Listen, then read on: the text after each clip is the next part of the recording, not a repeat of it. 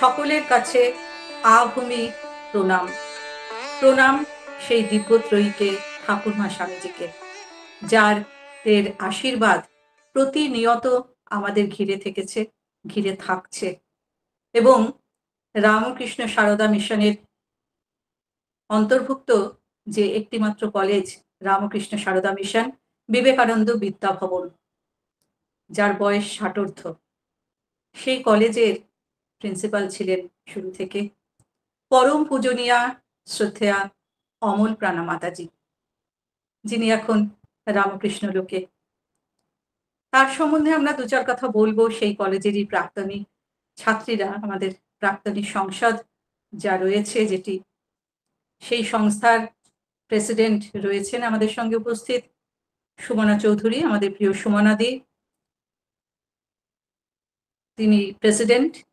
আমি রয়েছি vice president বুলা বাগচি, এবং সঙ্গে রয়েছে আমাদের secretary Arunima Kumar, assistant secretary Sangeeta De Sarkar. তো সুমনা দি, সুমনা চৌধুরী, তার কাছেই আমি যাচ্ছি। তিনি আমাদের মাতাজি, আমাদের প্রিয় সারদাদিকে নিয়ে বলবেন দু চার কথা। আমার ভক্তি বিনম্র প্রণাম নিবেদন করি পরম পূজনীয় প্রব্রাজিকা অমর প্রাণা মাতাজির উদ্দেশ্যে। সূচনায় আমি দু চারটি পংক্তি নিবেদন করছি। অনন্ত আকাশের কোন নক্ষত্র লোক হতে এসেছিলে এ ধুলার ধরণীতে, বহিয়া অমর্ত্যের বাণী। তব স্নেহচ্ছায়া লোভী মোরা জীবন ধন্য মানি। জীবনের চলার পথে কোনো কোনো বাঁকে এমন কোনো মানুষ সামনে আসেন যাদের প্রভাব জীবনে হয়ে যায় চিরস্থায়ী। স্মৃতির মণিকোঠায় তারা থেকে যান। জীবনের নানা ঘটনায় ঘাত প্রতিঘাতে তাদের উপস্থিতি আমাদের সাহস যোগায়, ভরসা যোগায়। অশান্তির সময় শান্তি এনে দেয়, বেদনায় এনে দেয় আনন্দ। তেমনই এক অসাধারণ ব্যক্তিত্বের সান্নিধ্যে আমার জীবন সমৃদ্ধ হয়েছিল। সে আমার কৈশোরোত্তীর্ণ সময়ে। তিনি আর কেউ নন, আমাদের পরম প্রিয় সারদাদি, যাকে আমরা পরম পূজনীয় প্রব্রাজিকা অমল প্রাণা মাতাজি বলে পরিচিতি তার আছে। আজ তার স্মৃতিচারণে অংশগ্রহণ করতে পেরে আমি নিজেকে ধন্য মনে করছি। আজ থেকে 50 বছর আগে বিদ্যা ভবনে পড়তে আসার সুবাদে মাতাজির সান্নিধ্য লাভ ঘটেছিল বিনয়ে। তখন নেহাতি অনভিজ্ঞ এবং গ্রামের জীবন থেকে সদ্য পড়তে বাইরে আসা একটি ছোট মেয়ে, তাই ভয়, সংকোচ, জড়তা, অজ্ঞতা অনেক কিছুই ছিল। কিন্তু বিদ্যা ভবনের পরিবেশ, প্রকৃতি এবং সর্বোপরি প্রথম দিন থেকে পূজনীয়া মাতাজির স্নেহ এবং ভরসা জীবনটাকে সম্পূর্ণভাবে নতুন গতি দান করেছিল, যা এখনো প্রতিদিন নতুন করে বাঁচতে শেখায়। বিদ্যা ভবনে 3 বছরের সাম্মানিক দর্শনের যে পাঠ্যক্রম, সেটা তো যথাসময়ে শেষ হয়েছিল, কিন্তু মাতাজির সান্নিধ্য থেকে বা মাতাজির সঙ্গে যোগাযোগ থেকে কখনোই আমরা বিচ্ছিন্ন হইনি, তার স্নেহ দৃষ্টি থেকে কখনো বঞ্চিত হইনি।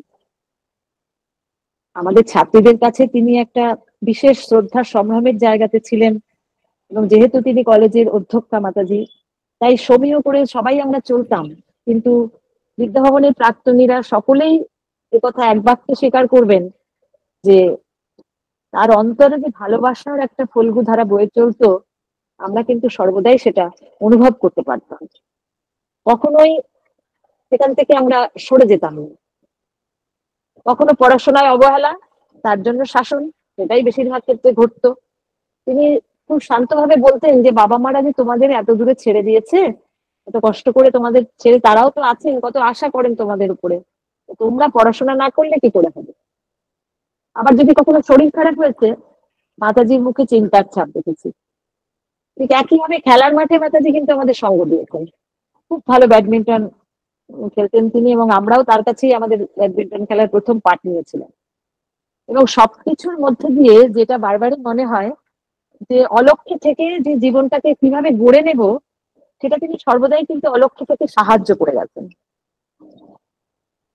এ প্রসঙ্গে মনে পড়ে যে আমাদের প্রত্যেক মাসের শেষ রবিবারে পরম পূজনীয় মাতাজির সঙ্গে আমাদের একটা সাক্ষাৎকার হতো। সেটা সবাই জানে বিট বলে সেটা পরিচিত ছিল। এবং সেখানে আমরা দুরুদুরুবক্ষে অপেক্ষা করতাম যে সারা মাস কে কেমন আচরণ করেছি, কে কেমন পড়াশোনা করেছি, তার একটা ওখানে হিসাব নিকাশ হবে। এবং মাতাজি কি বলবেন খুব ভয় থাকতাম। কিন্তু তিনি খুব সুমধুর ভাষায় এবং খুব স্নেহ সহকারে আমাদেরকে কিন্তু আমাদের ভুলগুলো বুঝিয়ে দিতেন, এবং কিভাবে আমরা নিজেদের সংশোধন করবো সেটাও তিনি আমাদের বলে দিতেন। এবং তিনি আমাদের সবসময় স্মরণ করিয়ে দিতেন বিদ্যাভবনের জীবনে যে তোমরা বাবা ভুলে যাবে না কিন্তু যে তোমরা স্বামীজির মেয়ে, তোমরা স্বামীজির কলেজের মেয়ে, তোমরা ভয় পাবে কেন। সেই ছোটবেলায় শোনা মাতাজির সেই বাণীটা, এই কণ্ঠস্বর যেন এখনো আমাদের মনে বাজে। আর আমাদের সেই সময় যখন আমাদের অনার্সের পাসের পরীক্ষা, যখন আমাদের আহ বাইরের কলেজে অনেক সময় সিট পড়তো, সেখানে আমাদের পরীক্ষা দিতে যেতে হতো। আমরা কলেজ থেকে যখন রওনা দিতাম, মাতাজি কিন্তু ঠিক দরজার কাছে অপেক্ষা করতেন যে আমাদেরকে আশীর্বাদ করেন। সেই স্মৃতিগুলো খুব মানে মনের মধ্যে হয় যে মাতাজির এই ভালোবাসা আমাদের জীবনে একটা বিরাট বড় প্রাপ্তি। আর বিদ্যাভবনে যে আমাদের সাংস্কৃতিক কাজকর্মগুলো হতো, সেটা আরো সকলেই মনে করতে পারবে। প্রত্যেকটিতে মাতাজি অ্যাসেম্বলি হলের প্রথম সারিতে বসে থাকতেন, এবং প্রথম থেকে শেষ অব্দি সবটুকু তিনি মন প্রাণ দিয়ে উপভোগ করতেন এবং কত প্রশংসা করতেন। একদিনের কথা একটু বলি, ব্যক্তিগত কথার মতনই, যে একবার বিদ্যাভবনে যখন এক্সিবিশন হবে সেই সময় একবার মাতাজি মেলাতে বিক্রয়ের জন্য মাতাজি আমাদেরকে কয়েকজনকে নিয়ে, কিছু মেয়েদের নিয়ে ইডলি, ধোসা, সাম্বার এইসব তৈরি করেছিলেন বিক্রি করার জন্য। আমরা সহায়তা করেছিলাম, মাতাজি মূল ব্যাপারটাই ছিলেন। এবং এত ভালো হয়েছিল যে মেলার পরে আর কিছুই অবশিষ্ট ছিল না, মানে আমরা আর কিছুই নিতে পারিনি। সেই কথাটা মাতাজি কানে গেছে এবং সেটা ওনার নজর এড়ায়নি। কিন্তু সেই জন্যে উনি আবার কিন্তু মেলা শেষ হয়ে যাওয়ার পরে আলাদাভাবে সেগুলো নিজের হাতে তৈরি করে আমাদের একদিন খাইয়েছিলেন। আমার এত মানে মনে হয় সেই কথাগুলো, এই স্নেহের পরশ আর কি পাওয়া যাবে এই জীবনে। আর মাতাজি আমাদের যখন আমরা বিদ্যাভবনে পাঠ শেষ করে যে বছর আমরা বেরিয়ে যাই, 1978-79 সাল নাগাদ, সেই সময় মাতাজি আমাদের বিদায় সম্ভাষণে আমাদের খুব ভরসা দিয়েছিলেন। আমাদের খুব আনন্দ আমরা পেয়েছিলাম মাতাজির ভাষণে, এবং মাতাজি সেই সময় থেকেই একটা পুনর্মিলনের দিন নির্দিষ্ট করা হবে এই কথা মাতাজি আমাদের জানান, এবং তারপর থেকে 26শে জানুয়ারি আমাদের সেই রিউনিয়ন কিন্তু আজও সেভাবে চলে আসছে। রিউনিয়নে মাতাজি যখন আহ এখান থেকে কলেজ থেকে যখন চলে গেলেন সারদা মঠে, তারপরেও আমরা অনেকবার মাতাজিকে মানে বলেছি রিউনিয়নে আসার জন্য। প্রথম প্রথম তিনি আসতেন, খুব আগ্রহ প্রকাশ করতেন আসার জন্য, কিন্তু পরবর্তীকালে আর শারীরিক কারণে হয়তো আসতে পারেননি। কিন্তু ওনার এই আগ্রহ খুবই থাকতো বিদ্যাভবনে আসার জন্য, আমাদের সঙ্গে ওই একটা দিন মিলিত হওয়ার জন্য সকলের সাথে। মাতাজির আগ্রহটা আমাদের খুব ভালো লাগতো। আর মাতাজির সঙ্গে সুদীর্ঘ সম্পর্ক ছিল তো, এবং সেটা খানিকটা পারিবারিক পর্যায়েও চলে গিয়েছিল, কারণ বাবা মাকেও মাতাজি খুব ভালোবাসতেন। তাদেরকেও তিনি, যেহেতু বাবা মারাও একটু সমাজ কল্যাণমূলক কাজের সঙ্গে যুক্ত ছিলেন বলে মাতাজি তাদের জন্য বারবারই খোঁজ খবর করতেন। এবং বাবা একবার আমন্ত্রণ জানিয়েছিলেন, সেই মাতাজি কলেজের ব্যস্ততা সত্ত্বেও আমাদের সেই সুদূর গ্রামের অনুষ্ঠানেও মাতাজি গিয়ে একবার যোগ দিয়েছিলেন। আর আমি যখন পরবর্তীকালে চুঁচুড়ায় বাসিন্দা হয়ে এলাম, এখানকার যে শ্রীশ্রীমা সারদা সংঘ, তার নতুন মন্দির যখন উদ্বোধন হবে সেই সময় আমরা মাতাজিকে জানিয়েছিলাম। মাতাজি খুব আগ্রহ দেখিয়ে নিজে পঞ্জিকা খুলে দিন স্থির করে দিলেন যে কবে এই মন্দির দ্বারোদ্ঘাটন হতে পারে। এবং তার আগে যখন মন্দিরের প্রথম ভিত্তিপ্রস্তর স্থাপন হয় তখনও মাতাজির দিন ঠিক করে দিয়েছিলেন, এবং পূজনীয়া প্রদীপ্তপ্রাণা মাতাজিকে পাঠিয়েছিলেন সেই কাজটি করবার জন্য। এবং তিনি মন্দির হওয়ার পরে তিনি দিন স্থির করলেন জগদ্ধাত্রী পুজো দেন, এবং মাতাজি নিজে এসেছিলেন, এসে স্বয়ং সেখানে ঠাকুর প্রতিষ্ঠা করেছিলেন এবং আমাদেরকে বেশ কিছুক্ষণ সময় দিয়েছিলেন আমাদের সঙ্গে। আমাদের কাছে সেটা একটা অক্ষয় স্মৃতি হয়ে আছে আজ অব্দি, এবং তার দেওয়া উপদেশ নির্দেশ নিয়ে আজও আমাদের সংঘ 44 বছর ধরে পথ চলেছে। এরকম অনেক স্মৃতি মাতাজির সঙ্গে আছে মনে হয়, এবং সব তো বললে শেষ হবে না। বালিকা বয়স থেকে আজ প্রায় প্রৌঢ়ত্বে আমি উপনীত হয়েছি, কিন্তু তার আধ্যাত্মিক উচ্চতা বা গভীরতা বোঝার সামর্থ্য তো আমাদের নেই। তাই মনে হয় যে না বুঝে হয়তো কখনো কত আবদারও করে ফেলেছি, তিনি সব হাসি মুখে মিটিয়ে দিতেন। আর এটাও দেখতাম যে কত রকমের প্রার্থীরা মাতাজির কাছে আসতেন, কাউকে কখনো তিনি ফেরাতেন না। এবং মাতাজির যে ভালোবাসার শক্তি, সেটা থেকে আমরা কখনো বঞ্চিত হইনি। এবং এখন মনে হয় যে তার এই ভালোবাসার অমোঘ শক্তিতে তিনি তার বিদ্যাভবনের সংসারটি এবং পরবর্তীকালে সারদা মঠের এই বিশাল সংসারটিকে সামলেছেন। তারই স্নেহধন্য হয়ে আমি পরবর্তীতে নিবোধত পত্রিকা বিভাগেও কিছুদিন কাজ করার সুযোগ পেয়েছিলাম। আমাদের খুব আপনার স্থান এই বিদ্যাভবন, খুব আপনার স্থান সারদা মঠ। দুজনেইয়া মাতাজির ভালোবাসার ধারা আজও সেইভাবে প্রবাহিত। আজও সেখানকার সমস্ত মাতাজিদের স্নেহ ভালোবাসার পরশ এবং প্রশ্রয়ে আমাদের জীবন অনেক সহজ হয়ে যায়। শুধু একটাই প্রার্থনা করি যে অমর লোক হতে আমাদের মাথায় তার কল্যাণ হস্তটি সদা তিনি প্রসারিত রেখেছেন এবং তিনি রাখবেন, এইটুকুই তার কাছে প্রার্থনা, এবং সেই বিশ্বাসেই আমার পথ চলা। আমি আজ আমার সীমিত সামর্থ্যে যতটুকু সম্ভব তার কথা বলে তাকে শ্রদ্ধা নিবেদন করলাম। এরপর আমাদের আরেক প্রাক্তনী, আমার ভগ্নী শ্যামা দুলা বাগচি, আমাদের প্রাক্তনী সংসদের সহসভানেত্রী, সে তার মাতাজির সম্বন্ধিত যে স্মৃতিচারণ তার শোনাবে। আমি গুলাকে অনুরোধ করব। নমস্কার সকলকে, সকল দর্শক শ্রোতা বন্ধু যারা এটা হয়তো দেখবেন শুনবেন, সকলকে আমার নমস্কার শ্রদ্ধা জ্ঞাপন করছি এবং আভূমি প্রণাম সেই দিব্যত্রয়ী ভগবান শ্রী রামকৃষ্ণ, মা শারদা এবং স্বামীজিকে। আমি প্রণাম জানাই শ্রদ্ধেয়া পরম পূজনীয়া অমল প্রাণা মাতাজিকে। শুধু তার সম্বন্ধে একটি কথা বলি যে ফিরে ফিরে ডাকতে ঘিরে, তিনি এখন রামকৃষ্ণ লোকে, কিন্তু সবসময় তাকে ডাকতে চাই যেন তার স্নেহর পরশ পেতে পারি। রবীন্দ্রনাথের ভাষায় বলি, তুমি আছো তার, আছে তব স্নেহ। কারণ সে স্নেহের পারাবার নেই, এমনই তার স্নেহ।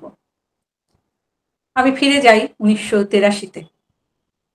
আমি 1983 সালে মাধ্যমিক পাশ করি এবং তার আগের বছর 1982-তে আমি যে স্কুলে পড়তাম সেই স্কুলের বার্ষিক অনুষ্ঠান। বড় সিনেমা হলে কত্থক নাচের পোশাকে দাঁড়িয়ে আছি আমি মঞ্চের পাশে। আমাদের ক্লাস টিচার তৃপ্তিদি একজন সন্ন্যাসিনীকে সঙ্গে নিয়ে মঞ্চে উঠে এলেন, আমাকে ডেকে বললেন, প্রণাম করো। সেই আমার প্রথম দেখা কোনো সন্ন্যাসিনী। নাম ঘোষণা হলো প্রব্রাজিকা অমল প্রাণা মাতাজি। আমি প্রব্রাজিকা শব্দ প্রথম শুনলাম সেদিন, ঠিক মতো বুঝতেই পারিনি।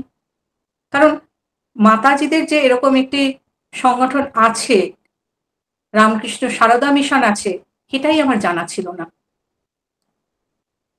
সেদিন বক্তৃতা খুব যে মন দিয়ে শুনেছিলাম তাও না, কিছু কিছু কথা মাথায় গেঁথে যাচ্ছিল, বিশেষভাবে স্বামীজির কথা। যাই হোক, পরের বছর বিদ্যাভবনে ভর্তি হলাম। আমাদের একদিন দেখা করতে হবে প্রিন্সিপালের সঙ্গে।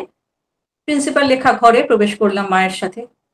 হঠাৎ করে মুখ থেকে অবচেতনে বেরিয়ে গেল, আরে মাতাজি মুখটা তুলে বললেন, কে রে? আমি কি বলবো, মানে এটা অবচেতনে আমার বেরিয়ে গেছে, মানে আমার চেনা মুখ। অমরপ্রাণা মাতাজি, আমাদের সারদাদি, পূর্বাশ্রমের নাম। তাতেই আমরা বেশি স্বচ্ছন্দ ছিলাম তাকে ডাকতে, তার কাছে আবদার করতে। 5টি বছর কাটল বিদ্যাভবনে সারদাদির সান্নিধ্যে। আমার 11-12-এ আমার ইতিহাস ছিল পাঠ্য। তিনি পড়াতেন, আমাদের সারদাদি ইতিহাস পড়াতেন। পাঠ্য বইয়ে আর্টিস্ট রবি বর্মার ছবি নিয়ে অল্প উল্লেখ ছিল, কিন্তু সারদাদি সেদিন পুরো ক্লাসটাই রবি বর্মার ছবি নিয়ে বললেন। এমন ভাবে বললেন, ভিতরে বসে গেল সেই ছবির বিষয়। বলেছিলেন, জটায়ুর রক্তবিন্দু যেন তখনও টাটকা, এমন রঙের বিন্যাস। পরবর্তীকালে আমার বন্ধু দোলনের কাছ থেকে জানলাম যে সারদাদি আর্টিস্ট ছিলেন, খুব সুন্দর ছবি আঁকতেন। সারদাদির মা বাবাও আর্টিস্ট ছিলেন, এটা আমার জানা ছিল না। কিন্তু সেই যে ছবি নিয়ে যিনি ক্লাসটা করেছিলেন, আমার মাথার মধ্যে এমন ভাবে রবি বর্মা গেঁথে গেল।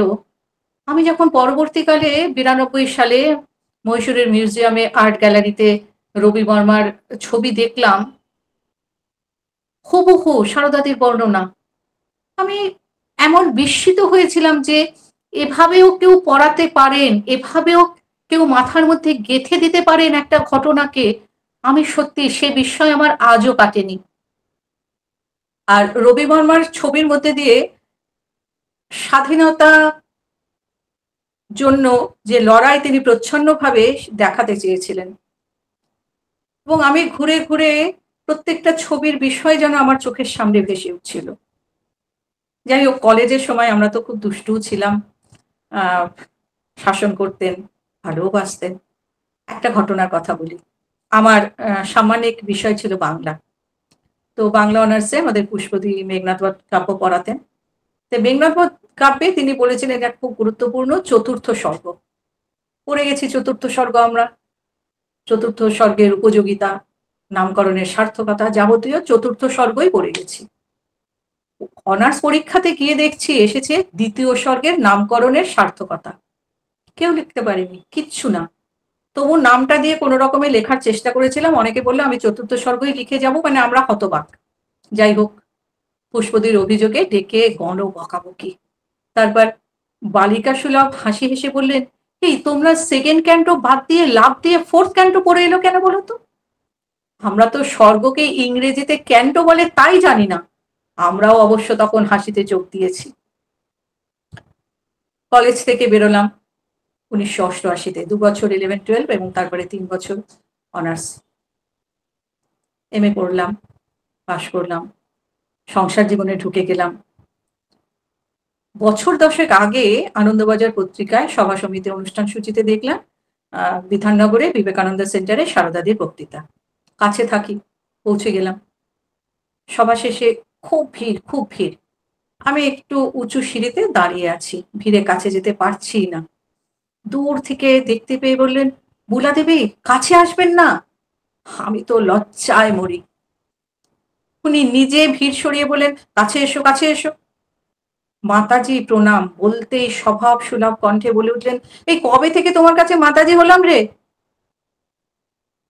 যাই হোক, আমি আবার বললাম, না না, আপনি আমাদের সারদাদি। একজনকে বললেন গাড়ি থেকে ফুলের তোড়া নিয়ে এসো, আমার হাতে দিয়ে বললেন ছেলেকে দাও।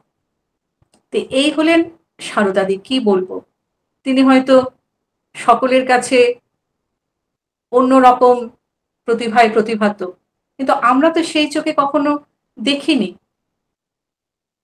তারপরে ছেলে আইসিসি পরীক্ষা দিল, বোর্ড পরীক্ষার আগে ছেলেকে নিয়ে গেলাম প্রণাম করতে। আমি বললাম ওর খুব অঙ্কে ভয়। আশ্চর্য হয়ে গেলাম, এটা একটু ব্যক্তিগত ঘটনাই বলছি।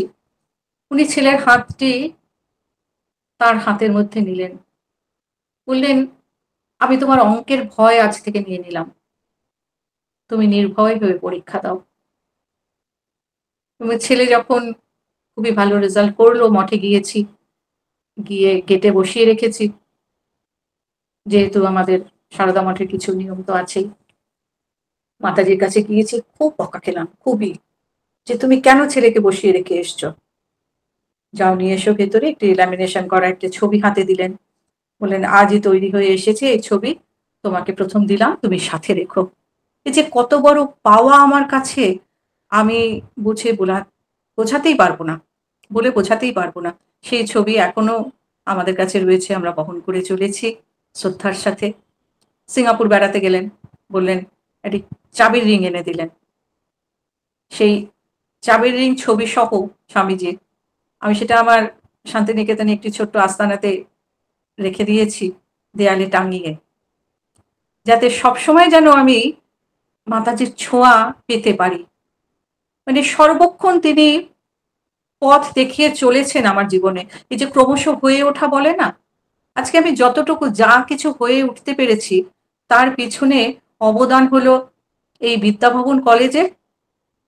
অবশ্যই বাবা মায়ের স্বীকৃতি আছে, কিন্তু এই বিদ্যাভবন কলেজ আমাকে পূর্ণ করে দিয়েছে, আর পূর্ণ করে দিয়েছে শ্রদ্ধেয় মাতাজিরা।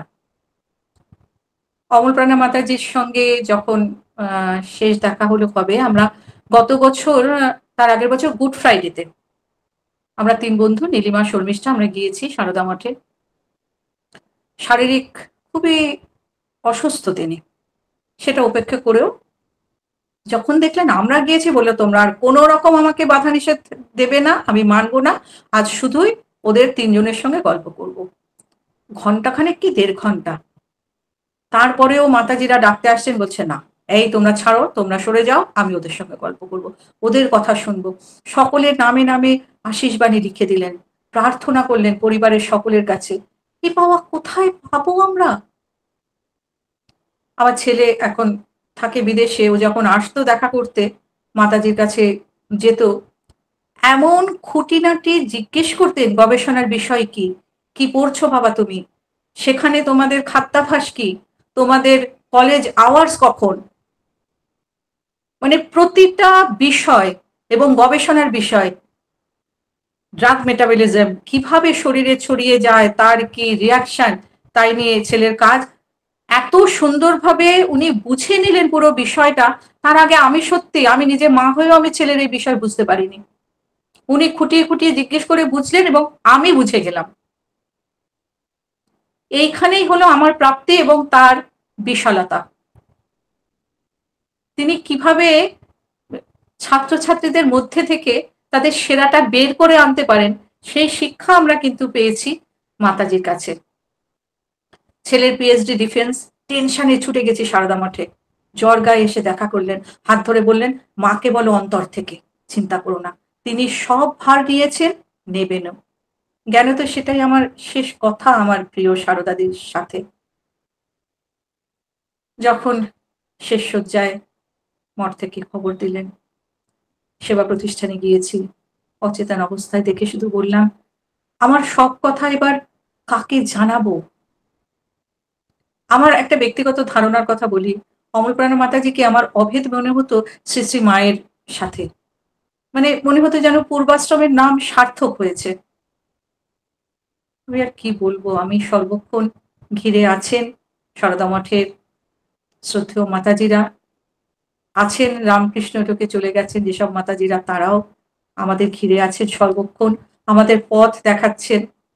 তাদের আশীর্বাণী পাথেয় করে আমরা যেন আমাদের জীবনটা কাটাতে পারি, এটাই আমার মাতাজির কাছে প্রার্থনা এবং আশীর্বাদ চাইছি। আভূমি প্রণাম আমাদের প্রিয় মাতাজিকে, আমাদের সকলের প্রিয় সারদাদিকে। আমি এবার কিছু বলবার জন্য অনুরোধ জানাচ্ছি। এই প্রাক্তনী সংসদ, যেটা রামকৃষ্ণ সারদা মিশন বিবেকানন্দ বিদ্যাভবনের তৈরি হয়েছে, সেই প্রাক্তনী সংসদের সেক্রেটারি অরুণিমা কুমারকে। সকল দর্শক শ্রোতা বন্ধুদের আমার প্রণাম ও শুভেচ্ছা। আমি প্রণাম জানাই দিব্যত্রয়ী চরণে। আর পূজনীয় প্রব্রাজিকা অমলপ্রাণা মাতাজির উদ্দেশ্যে আমার বিনম্র শ্রদ্ধা ও প্রণাম জানাই। তার জন্মদিন উপলক্ষে আমরা যে কিছু বলতে পারছি, সেটাই আমাদের বিশাল এক প্রাপ্তি। আমরা এমন একজনের সান্নিধ্য আমরা ছাত্রী জীবনে পেয়েছি, যে সান্নিধ্যের ফল আমরা আমাদের সমস্ত জীবনটা দিয়ে আমরা যেন অনুভব করতে পারছি। বিদ্যাভবনের জন্ম লগ্ন থেকেই অমলপ্রাণা মাতাজি আমাদের সারদাদি। আমরা সারদাদি বলতেই বেশি স্বচ্ছন্দ বোধ করি এবং দিদিও সেটা পছন্দ করতেন, আমরা সারদাদি বলি। এই সারদাদি জন্ম লগ্ন থেকেই বিদ্যাভবনের সাথে যুক্ত ছিল। ১৯৭১ সাল থেকে ১৯৯৯ সাল পর্যন্ত তিনি ছিলেন আমাদের অধ্যক্ষ। অতএব ৭০, ৮০, ৯০ এর দশকের ছাত্রীরা তার স্নেহ, ভালোবাসা এবং তার শাসন সবকিছুতেই তারা এক পূর্ণতা পেয়েছে এই মা সারদাদির সান্নিধ্যে এসে। আমরা যখন প্রথম বিদ্যাভবনে আসি তখন তো কিশোরী নবীনা ছাত্রী দল যখন এসে পৌঁছতো তাদের চোখের জল আর বাঁধ মানতো না। প্রিয়জনদের ছেড়ে আসার কষ্ট তাদের চোখে একেবারে সবসময়ই যেন অশ্রু বন্যা বয়ে যেত। এইরকমই একটা বিদ্যাভবনে আমরা যখন আবাসিক ছাত্রী হয়ে এলাম, তার ২-৪ দিন পরেই আমাদের কাছে পূজনীয় প্রদীপ্তপ্রাণা মাতাজি কৃষ্ণাদি এসে বললেন, প্রিন্সিপাল মাতাজি তোমাদের সাথে মিট করবেন। তখন খুবই ভয়, দুরু দুরু বক্ষে আমরা ওই শিক রুমে গিয়ে বসে আছি চুপচাপ, যে কি জানি কি বলবেন দিদিরা। আর তার সঙ্গে কেউ কেউ কারো কারো তো চোখের জল তখনও বইছে। কিন্তু দিদি প্রথম এসেই আমাদের সাথে এমন ভাবে কথা বললেন যে প্রথমেই জিজ্ঞেস করলেন, কিরে মা, খুব কষ্ট হচ্ছে তোদের? বাবা মাকে ছেড়ে এসেছো, কষ্ট তো হওয়া খুব স্বাভাবিক, কষ্ট তো হবেই, কিন্তু কিছু পেতে গেলে তো কিছু দিতে হবে। তোমরা এসেছো, পড়াশোনা শিখবে, বড় হবে, তাতেই তো তোমাদের কষ্ট লাঘব হবে। আমরা তো আছি, নাই বা তোমাদের বাবা মা থাকলো এখানে, আমরা তো তোমাদের মায়ের মতন, যখন যা হবে অসুবিধা সুবিধা এসে আমাদের কাছে বলবে তোমরা। এই যে বলাটা, তাতেই যেন আমাদের দুঃখের বেশিরভাগটাই যেন সেখানে মিলিয়ে গেল। আস্তে আস্তে আমরাও কিন্তু বিদ্যাভবনের সাথে অঙ্গাঙ্গিভাবে জড়িয়ে গেলাম। বিদ্যাভবন মানেই আমরা জানি সারদাদি আছেন সেখানে। আমরা সারদাদির কাছে তার হাতে, তার স্পর্শে, তার স্নেহের পরশে আমরা নিজেদের জীবনটাকে গড়েছি। আমরা প্রতি পদে পদে তার স্নেহময়ী রূপটা অনুভব করেছি। আর উনার তো ছিল অসাধারণ ব্যক্তিত্ব দেখার মতন।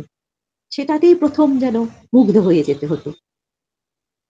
বকুনি অনেক সময়ই খেয়েছি, কিন্তু বকুনিটাও অনেক সময় আবার বকুনিটাও কেমন স্নেহের সুরে বকতেন, এটাও হয়েছে। এই প্রসঙ্গে একবার মনে পড়ে, আমরা তখন সেকেন্ড ইয়ারে উঠে গেছি, বেশ বড় দিদি এরকম একটা ব্যাপার। তখন আমাদের ঠাকুরঘর ছিল ব্রহ্মানন্দ ভবনে এবং তারই লাগোয়া ঘরগুলিতে আমরা থাকতাম। সেরকমই একটা ঘরে আমার ঘর ছিল এবং সেখানে তখন আমরা সকালে উম খাবার ঘন্টা পড়ার আর মিনিট ৫-৭ হয়তো দেরি আছে। আশেপাশের ঘরগুলো থেকেও অনেক মেয়েরা এসে আমাদের ঘরটিতে বেশ একটা গজল্লা হৈ হল্লা চলছে। কিন্তু সারদাদি তো এসেছেন ঠাকুর ঘরে প্রণাম করতে, শুনতে পেয়েছেন। এইবার শুনতে পেয়ে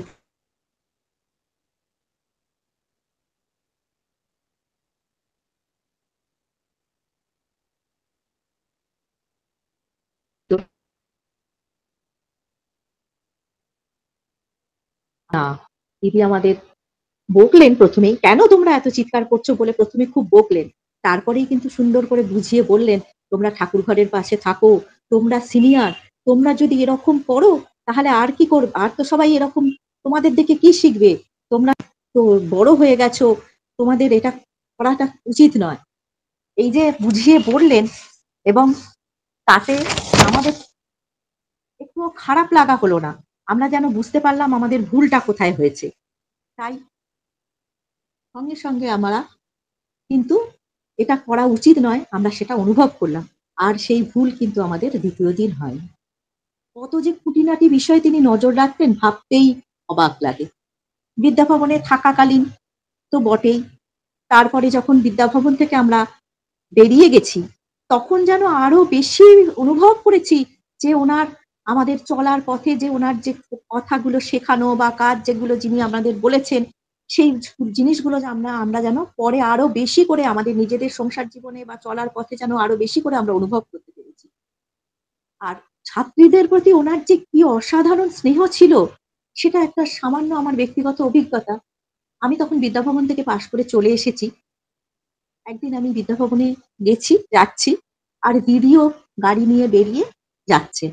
সেই সময় দিদি আমাকে রাস্তায় দেখতে পেয়েছেন যে আমি হেঁটে, হেঁটে বিদ্যাভবনের দিকে আসছি। দিদি একদম গাড়ি দাঁড় করিয়ে সঙ্গে, সঙ্গে গাড়ি থেকে নেমে এলেন। এসে আমার সামনে দাঁড়িয়ে পড়ে জিজ্ঞেস করলেন, "আরে মা, অরুণিমা, কেন তুমি এসেছো? তোমার কি আমার সঙ্গে কিছু দরকার আছে? আমি তো আজ বেরিয়ে যাচ্ছি রে মা। তোকে যদি অপেক্ষা করতে হয়, আমার তো তোর সঙ্গে তো অনেক দূর থেকে এসেছিস। তোর সঙ্গে তো আমার আর দেখা হবে না। কি দরকার? আমার সাথে যদি দরকার থাকে বল। আমি এক্ষুনি আবার ফিরে যাচ্ছি। গিয়ে তোমার কাজটি করে তারপরে আমি বেরোবো।" আমি তো একেবারে কি বলবো সে তো বুঝতেই পারছি না যে এইরকম একটা মানুষ আমাদের কলেজের অধ্যক্ষ, এবং তখন এই এক সন্ন্যাসিনী মাতাজি, মানে কিছু বলার ভাষা আমি সত্যিই তখন খুঁজে পাচ্ছি না। তারপরেও দিদি খোঁজ করছেন, তুমি তো অনেক দূরে থাকো, তুমি তো সেই তারকেশ্বর থেকে এসেছো আমি জানি, কি খেয়েছো, খেয়ে এসেছো কিনা, মানে প্রতিটি জিনিস পুঙ্খানুপুঙ্খ ভাবে তিনি খোঁজ নিচ্ছেন। এই যে স্নেহ, এই স্নেহের বোধহয় কোনো অপার স্নেহ, এ স্নেহের কোনো তুলনা হয় না। আর আমরা আর এ জীবনে কিন্তু পাবোও না। আমরা বিদ্যাভবনের ছাত্রীরা না ধন্য হয়ে যাই এমন ভালোবাসায় আর অযাচিত স্নেহে। তারপরে বিদ্যাভবন থেকে পাশ করে দীর্ঘদিন, অনেকটা সময় নিজের সংসার জীবনে প্রবেশ করার পর বিভিন্ন কার্যক্ষেত্রে অনেকদিন মাতাজির সাথে আর সেভাবে দেখা সাক্ষাৎ হয়নি। কিন্তু যখন ২০ বছর পর আবার উনার সাথে আমার দেখা হয়েছে, তখন সামনে গিয়ে দাঁড়িয়ে যখন নিজের পরিচয়টি বলেছি যে, "দিদি, আমি আপনার ছাত্রী অরুণিমা। হ্যাঁ, তোমাকে তো আমি চিনতে পেরেছি। কেন চিনব না?" এবং তার শুধু তাই নয়, আমাকে তো চিনতে পেরেছেনই। আমার যেহেতু তারকেশ্বরে বাড়ি ছিল, উনি একবার সেই সূত্রে মন্দিরে পুজো দিতে গেছিলেন এবং আমাদের বাড়িতে দুপুরে খাওয়া-দাওয়া করে বিশ্রামও করেছিলেন। এবং সেই সূত্রে পারিবারিক একটা সম্পর্ক উনার সঙ্গে একটা তৈরি হয়েছিল। তখনও দিদি সেই আমার পরিবারের মায়ের কথা, দাদার কথা, প্রত্যেকের কথা খুঁটিয়ে, খুঁটিয়ে জিজ্ঞেস করছেন। সেই ২০ বছর, দীর্ঘ ২০ বছর পরেও দিদির কিন্তু মনে আছে যে আমার শুধু এরকম আমার পুরো তার পরিবারের কথা, আমার নিজের কথা।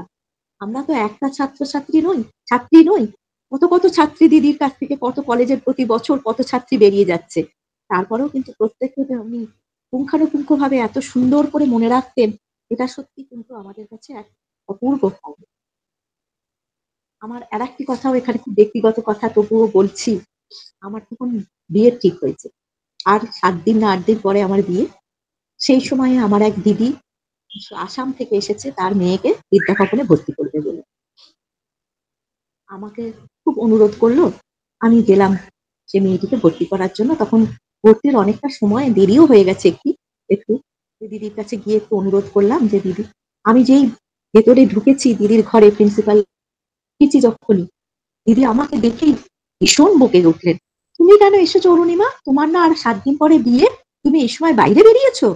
বললাম, "দিদি, এরকম ব্যাপার, একটুখানি এই মেয়েটিকে ভর্তি করতে হবে বলে আমি বাধ্য হয়ে এসেছি। তোমার আসার তো কোনো দরকার ছিল না। তুমি আমাকে একটা চিঠি লিখে দিলে না কেন?" আমি যেন মনে হয় লজ্জায় মাটিতে শুয়ে পড়ি। হে কি ভগবান! আমি লিখবো দিদিকে চিঠি, দিয়ে সেই চিঠি পাঠাবো? না দিদি, তা কি হয়? কেন হয় না? কিসের জন্য হয় না? তোমার আসা মোটেই উচিত হয়নি।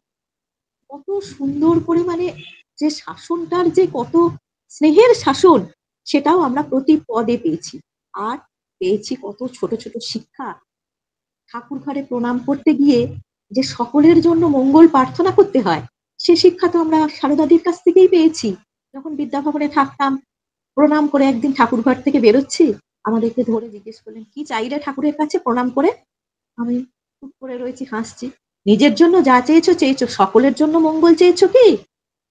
আমি তাকিয়ে রইলাম দিদির দিকে। এবার থেকে যখন ঠাকুরকে প্রণাম করবে, তখন নিজের জন্য যাই চাও, কিন্তু সকলের জন্য মঙ্গলটা চাইতে তুমি ভুলো না যেন। এটা সব সময় চাইবে, এতে তোমার বেশি মঙ্গল হবে। এই যে এরকম ছোট, ছোট, ছোট, ছোট কত জীবনের শিক্ষা তিনি সর্বদা দিয়ে গেছেন, এগুলো আমাদের জীবনের চলার পথের পাথেয়। পরম পূজনীয় অমরপ্রাণাজি মাতাজি আমাদের জীবনের মূর্ত একটি আদর্শ। শ্রী শ্রী ঠাকুর, মা, স্বামীজির চরণে আমরা প্রার্থনা করি, এই আদর্শের এক কণাও যদি আমরা জীবনে প্রতিফলিত করতে পারি, তাহলে আমাদের জীবন ধন্য। আর সব সময় এই প্রার্থনাই করি যে নিজেদের সন্তানদের মধ্যে বা পরবর্তী প্রজন্মের মধ্যে যেন আমরা এই আদর্শটাকে সঞ্চারিত করে দিতে পারি। তাতেই মনে হয় আমাদের সবচেয়ে বেশি সম্মানটা ওনাকে জানানো হবে। ওনার আদর্শটাকে যেন আমরা প্রত্যেকের মাঝে পৌঁছে দিতে পারি। ছাত্রী হিসেবে এই কর্তব্যটা যেন আমরা করতে পারি, এটুকুই আমার কাছে প্রার্থনা। এরপরে আমি আমাদের অ্যাসিস্ট্যান্ট সেক্রেটারি সঙ্গীতাকে বলবো কিছু মাতাজি সম্বন্ধে কিছু বলার জন্য। মাতাজির চরণে আমার আবার আগুনে প্রণাম জানাই। নমস্কার। ঠাকুরমা স্বামীজির চরণে আমার আভূমি লুণ্ঠিত প্রণাম। বিদ্যাভবন এবং সারদা মঠের সমস্ত মাতাজিদের আমার ভক্তিপূর্ণ প্রণাম ও শ্রদ্ধা নিবেদন করছি। আজ 12ই জুন, শ্রদ্ধেয়া অমলাপ্রাণা মাতাজির আজ শুভ জন্মদিন। আজকের এই পুণ্যতিথিতে আমার এবং আমাদের সকলের প্রিয় সারদাদিকে আমার বিনম্র শ্রদ্ধা, নমস্কার এবং প্রণাম।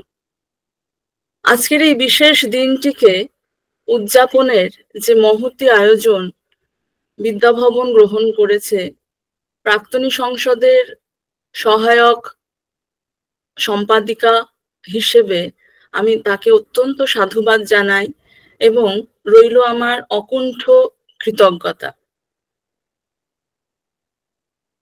স্মৃতিচারণে ব্যক্তিগত কথা যেরকম আসবে, সেরকম বিভিন্ন অন্যান্য ঘটনাও চলে আসে ক্রমানুযায়ী। দিদিরা অনেকে অনেক সুন্দরভাবে অনেক কিছু বললেন। আমি অনেকটা পরে কলেজে এসেছি, 1991 সাল বিদ্যাভবনে প্রবেশ, 1996 পর্যন্ত সেখানে ছিলাম। এখনো বিভিন্ন কাজে বিদ্যাভবনের সাথে আমরা সকলেই যুক্ত আছি। আমি হয়তো অধ্যাপনার সূত্রে আর একটু অন্যরকম ভাবে যুক্ত রয়েছি। এই যে সময়কাল 1991 থেকে 1996, এই সম্পূর্ণ সময়কালটি সারদাদি রয়েছিলেন কলেজের প্রাতিষ্ঠানিক প্রধান হিসেবে, আমাদের রক্ষয়িত্রী হিসেবে এবং পরিত্রাতা হিসেবে। এই বিশেষণগুলো আমি খুব সচেতনভাবে এখানে ব্যবহার করলাম, কেননা আক্ষরিক অর্থেই একজন এমন মানুষকে সেই সময় দেখেছি যার উপলব্ধি হয়তো এখন করতে পারছি আরো আন্তরিকভাবে। তিনি একাধারে ছিলেন প্রাতিষ্ঠানিক প্রধান, একজন অত্যন্ত দক্ষ প্রশাসক, অন্যদিকে ছিলেন তিনি এক স্নেহময়ী মমতার প্রতিমূর্তি। এই যে দুটি বিপরীতধর্মী বৈশিষ্ট্যের সংমিশ্রণ, আমি সেটি সারদাদির মধ্যে প্রত্যেক দিন লক্ষ্য করেছি। ছাত্রীরা তার কাছে ছিল বিশেষ প্রিয়। দিদিরা বললেন ছাত্রীদের প্রবেশাধিকার সব সময় ছিল, অবাধ ছিল, কিন্তু তাই বলে আমরা কিন্তু যে কোনো সময় ছুটে যেতে পারতাম না। এই যে তার গাম্ভীর্যপূর্ণ ব্যক্তিত্ব, সেটা আমাদের আটকাতো। একই সাথে তিনি কিন্তু আমাদের ডাকতেন, সেই মজা করা, সেই আনন্দ, এবং একই সাথে তার যে গাম্ভীর্যপূর্ণ উপস্থিতি, এর যে বৈশিষ্ট্য, এটা আমাকে অনেক বেশি আকৃষ্ট করেছে। আর এখন যখন আমি অধ্যাপনার সাথে যুক্ত আছি, একটি কলেজে আমি দর্শন শাস্ত্র পড়াই এবং অ্যাডমিনিস্ট্রেশনের সাথেও যুক্ত আছি, তখন আমি বুঝতে পারি যে কিভাবে এই ব্যালেন্সিং, এই সামঞ্জস্য বিধান যে দিদি করে চলতেন, সেটা আমাকে শিখিয়ে গেছে যে ছাত্রছাত্রীকে কিভাবে আপন করে নিতে হয়, একই সাথে কিভাবে পরিচালনা করতে হয়। এটি আমি এখানে বলার সুযোগ নিলাম। দিদির মধ্যে সেটা বারবার দেখেছি। আমি একজন ডে স্কলার ছাত্রী ছিলাম, হস্টেলে থাকার সৌভাগ্য হয়নি, কিন্তু দিদির যে ধর্মের ক্লাস যখন তিনি পড়াচ্ছেন, সেই মুগ্ধ হয়ে সেই ক্লাসে আমরা শ্রোতা থাকতাম, এবং দিদির সেখানে দক্ষতা বলার অপেক্ষা রাখে না। তিনি ভীষণ ভালো একজন শিক্ষিকা ছিলেন, ভীষণ দরদি একজন শিক্ষিকা ছিলেন। যে বিষয়টি পড়াতেন তার কত গভীরে যে বিষয়টির কত গভীরে যে ঢোকা যায়, সেটা দিদির পড়ানো দেখে জেনেছি, জানার চেষ্টা করেছি, এখন খানিকটা প্রয়োগ করার চেষ্টা করছি। আরেকটি ব্যক্তিগত অভিজ্ঞতা যেটা হয়তো দিদির আরেকটি দিক এখানে, আসলে একজন মানুষকে বিভিন্ন ছোট ছোট তার ব্যবহার, তার প্রতিদিনের আচার আচরণের মধ্যে দিয়ে তাকে হয়তো বড় করে তোলে। তো এরকম একটি খুব সামান্য একটি ঘটনা, কিন্তু শুধু আমি নয়, আমার পরিবারের সকলের যে সারা জীবনের একটা মনে রাখা সেইটা ঘটেছিল, সেটা এই সুযোগে, এই পরিসরে আমি বলার সুযোগ নিলাম। আমি তখন কলেজের ছাত্রী, মোটামুটি ভালো পড়াশোনা করি। তো আমার বোন কিছুদিন পরে মাধ্যমিক পাশ করে ওই কলেজে ভর্তি হওয়ার ইচ্ছা। আমার মা বাবা দুজনেরই ইচ্ছা যে বড় মেয়ে যে কলেজে পড়ে সেখানে ছোট মেয়েকে ভর্তি করাবো।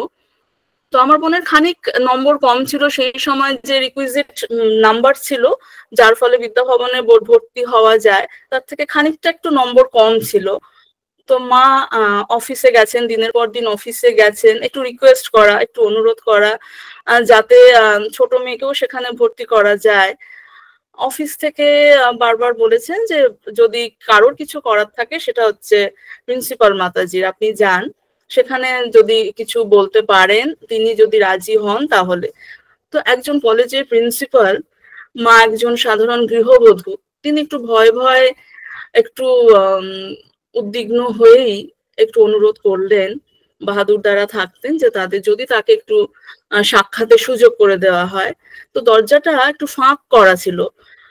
সারদাদি প্রিন্সিপালস অফিস থেকে সেটা দেখে বাহাদুর তাদের বললেন যে ওখানে একজন অনেকক্ষণ ধরে অপেক্ষা করে আছে, একটু ভেতরে পাঠাও। তো ডেকে নিলেন আমার মাকে। মা গিয়ে তাকে সমগ্র ঘটনাটা বলাতে এই যে বুলাদি বললেন যে হাতের মধ্যে হাত রাখা, আমার মা একজন অজানা ব্যক্তি, একটি কলেজের প্রিন্সিপাল মাতাজি, যিনি হেড অফ দ্য ইনস্টিটিউশন, আমার মার হাত নিজের হাতের মধ্যে রেখে বললেন, নিশ্চয়ই সঙ্গীতা আমাদের এখানে পড়ে, তার বোন ভর্তি হবে না, তা কি হয়, নিশ্চয়ই তার একটা ব্যবস্থা করে দেওয়া হবে। মা আপনি যান অফিসে, সেখানে গিয়ে আমার কথা বলুন, আপনার একটা ফর্ম দেওয়া হবে, আপনি সেই ফর্মটা ফিল আপ করুন, তার এখানে ভর্তি হয়ে যাবে, আপনি চিন্তা করবেন না।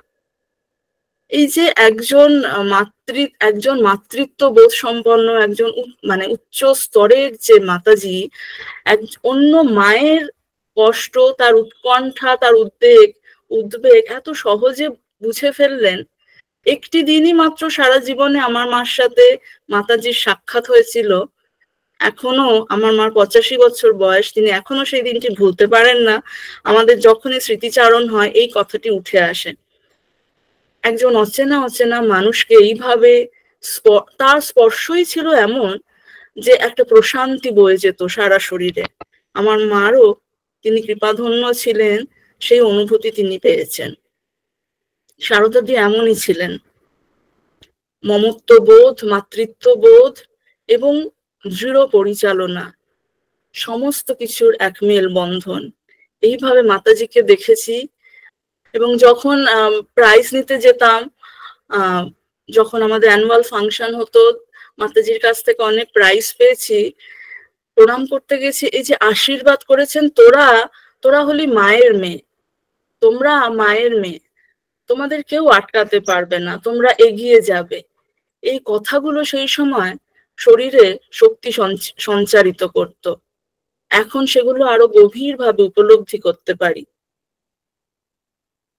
মাতাজি আজ সশরীরে আমাদের সাথে নেই ঠিকই, পরবর্তীকালে যখন সারদা মঠে গেছি, জল মিষ্টি না খাইয়ে ছাড়তেন না। সারদা মঠের জেনারেল সেক্রেটারি, কত উচ্চ পদে আসেন তিনি, কিন্তু আমরা কবে ছেড়ে চলে এসেছি কলেজ। আমাদের মনে রাখা, দিদিরা সকলেই বললেন, আমাদের মনে রাখা সেই মাতৃত্ব স্নেহে জল মিষ্টি না খেয়ে ছাড়া, গল্প করা, সময় কাটানো, শরীরের অসুস্থতা কখনোই বাধা হয়ে দাঁড়ায়নি।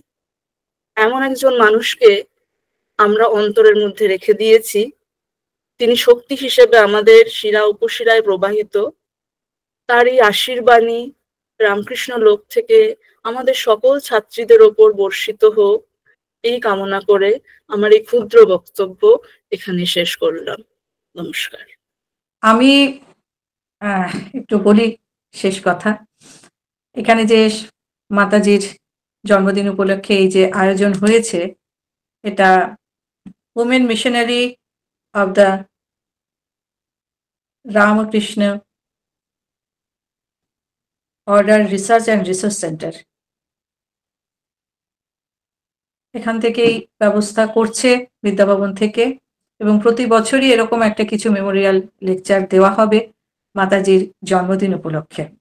আর আমরা আজকে সত্যি আমরা যে 4 জন প্রাক্তনী এই কাজটুকু সামান্যটুকু যে শ্রদ্ধার্ঘ্য আমাদের নিবেদন করতে পেরেছি, তার জন্য আমরা কৃতজ্ঞ বিদ্যাভবনের প্রতি।